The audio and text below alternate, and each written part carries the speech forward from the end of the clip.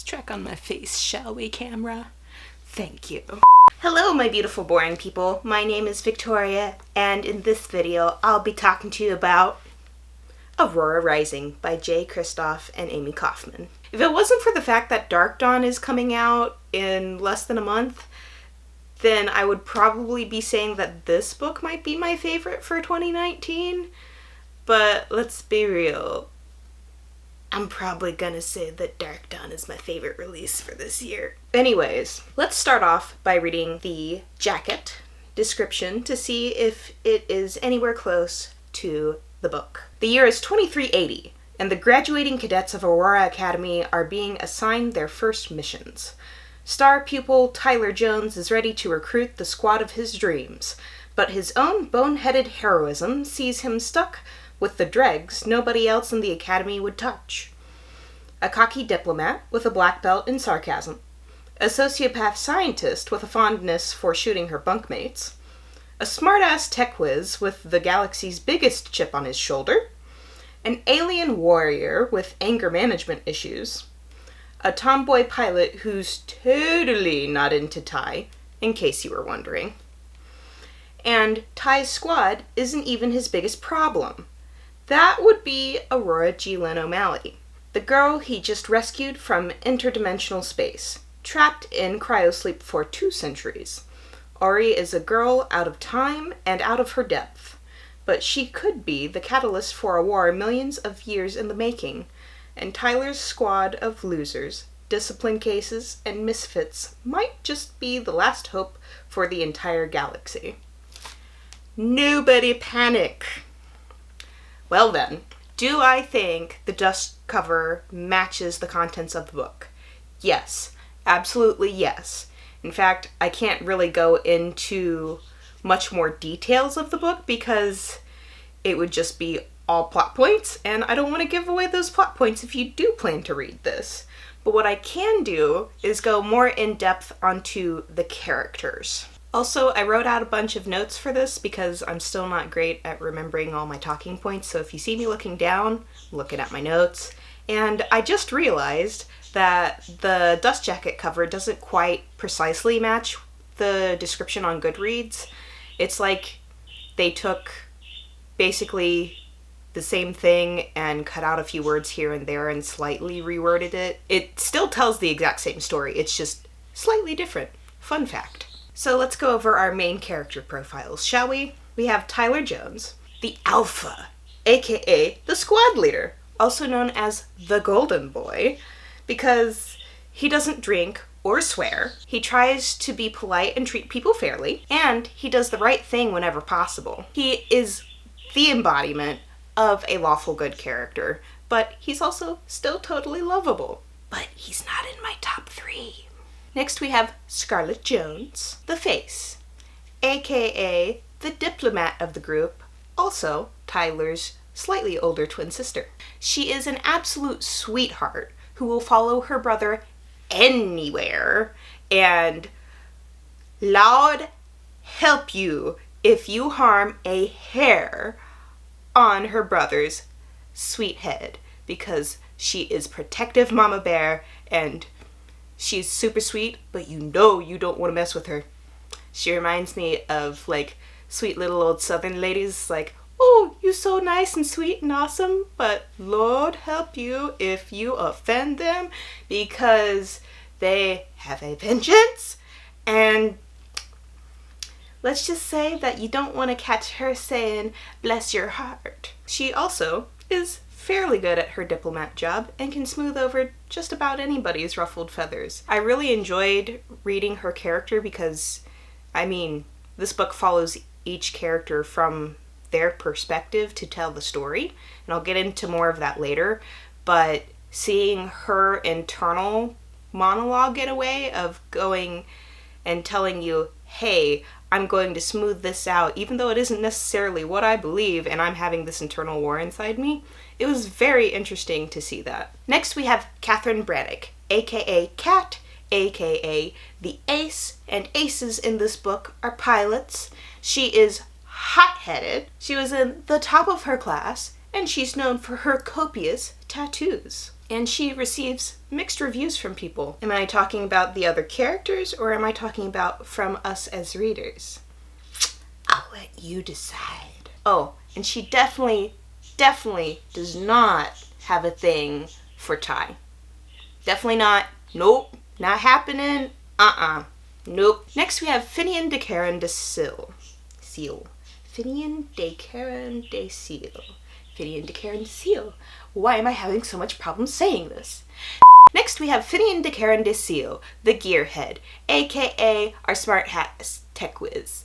And let me tell you, this boy, he lives for sarcasm, dry humor, and hotties of any variety. He doesn't discriminate. Oh, also our gearhead is a Batrascan alien, which his race grew up underground, so he's a little lacking in the pigmentation department. He's also a disabled character, and I appreciated that representation. He lives in a mechanical exosuit in which he keeps many, shall we say, handy surprises.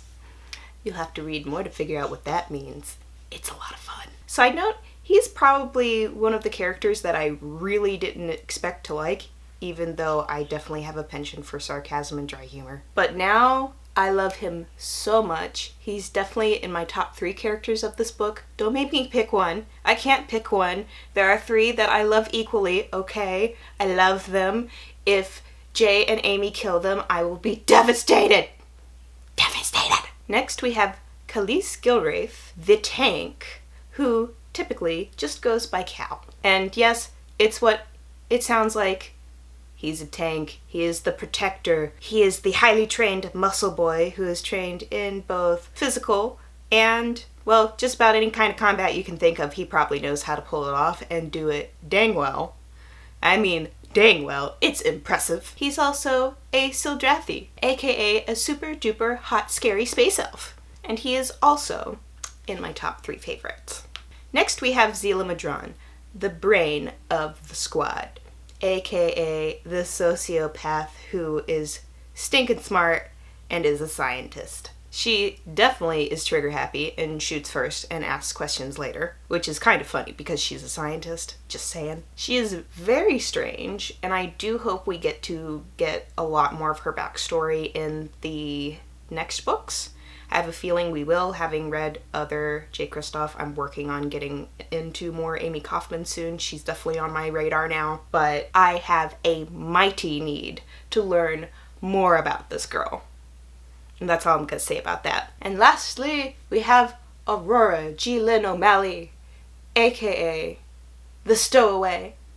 She also goes by Ori, or Ari. She is the person on the cover, and who this book is basically named after. She was in cryosleep, lost in a derelict vessel of space for roughly 200 years, as the dust jacket says. And understandably, once she wakes up, she is very confused and a teensy bit furious. I mean, I probably would be too if I woke up 200 years later and my family's not around, none of my friends are around, and I'm like, what? How did this happen? What? And did I mention she can do some really freaky things with her mind? And yeah, she's the 3rd character on my favorites list. So, those are our main characters.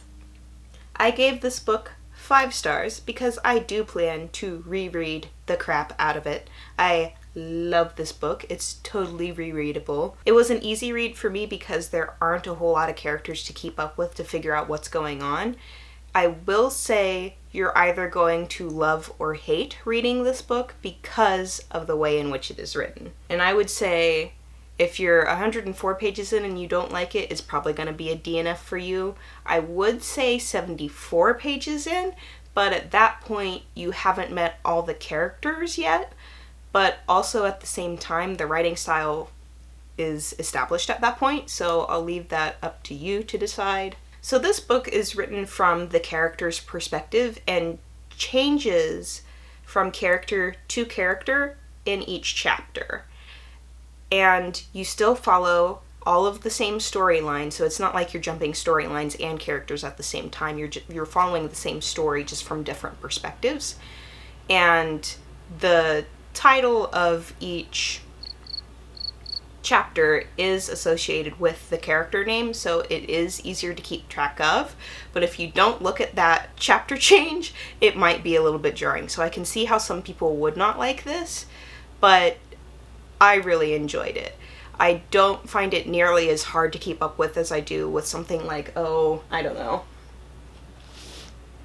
Priory of the Orange Tree, because Priory of the Orange Tree also jumps around a lot, both from characters and what's going on in the story.